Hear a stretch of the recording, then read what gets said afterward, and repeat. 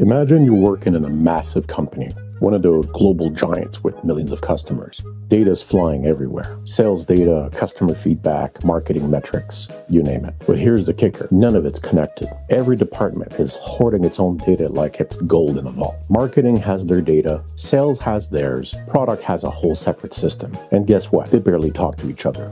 Being the data hero, you try to pull it all together. But every time you need a new report, you have to go on a mini treasure hunt across the entire company. Marketing system spits out data in one format, sales has another, and don't even get me started on the nightmare that's product data. You're spending hours cleaning up the mess just to get something that makes sense. It's like trying to solve a puzzle where all the pieces come from different boxes. You start wondering, why does it have to be so hard? Shouldn't we have some kind of master data system that handles all this? Maybe a centralized data warehouse, one big brain for the company that holds everything. But then you hit another snag. That one big brain becomes a bottleneck. Every time someone needs something new, they have to wait for the central team, the data engineers, the wizards behind the curtain, to update everything. It's like trying to run a marathon while you're stuck in a never-ending line at the starting gate. You're stuck in this loop of asking, waiting, and reformatting data until you start wondering, is this really the best way? Is there something better? Maybe this whole centralization thing isn't working. Maybe, just maybe, we're thinking about this all wrong. But in this story, that's where we're stuck. There's no conclusion, no neat solution, just a lot of frustration and wasted time. It's a world where data is trapped in silos and centralization has become a bottleneck.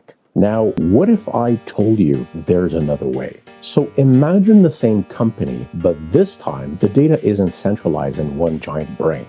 Each department, marketing, sales, product, has its own mini data brain. They're all responsible for their own data, but they also make it accessible to everyone else. Like a neighborhood where everyone owns their own house, but the doors aren't locked and the roads between them are smooth. This is the world of data mesh. It's a whole new way of thinking about data architecture.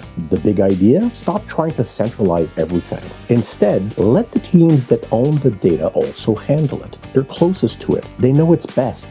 They become the experts. But here's where things get tricky. How do you make sure that all these little data teams aren't just creating new silos? How do you avoid the chaos of everyone doing things their own way, just like in our first story? Enter the concept of data as a product. Each department treats their data like a product that other teams can use. It's clean, it's organized, and it's designed with other users in mind. They're not just throwing raw data over the fence. They're curating it. That means documenting it, making sure it's trustworthy, and ensuring it's easy to access. But there's more. To avoid the chaos of everyone doing things their own way, data mesh introduces shared standards. It's like setting rules for the neighborhood. You can paint your house whatever color you want, but the plumbing and electricity needs to follow the same codes. And instead of relying on one big data engineering team, each department has its own data experts. They're responsible for the quality and availability of their data, but they also collaborate with others. It's decentralized, but not disconnected. Now, the magic happens when you combine these ideas.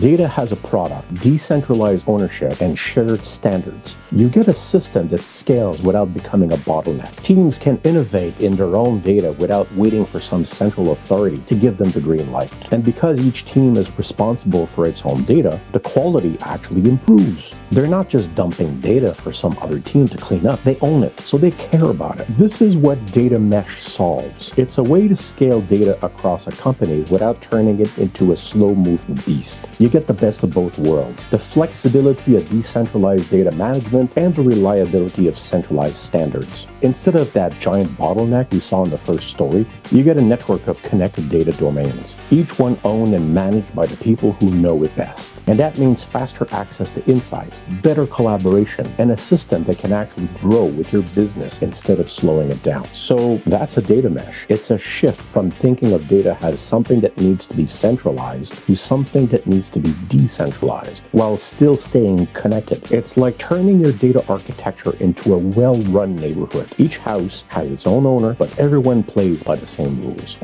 No. Oh God, I forgot. I didn't start the slider.